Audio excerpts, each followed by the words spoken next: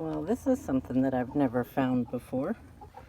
Came out to gather eggs this morning and I found them stacked like that. Interesting. In all the years I've had chickens, I've never found that before.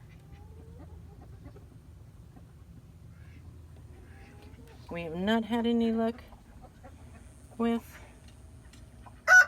hatching, but I still got one that's determined she's gonna hatch some. She's got about 10 eggs under her now. For some reason they were breaking the other ones before they were ready to hatch. But we'll see what happens. See you soon.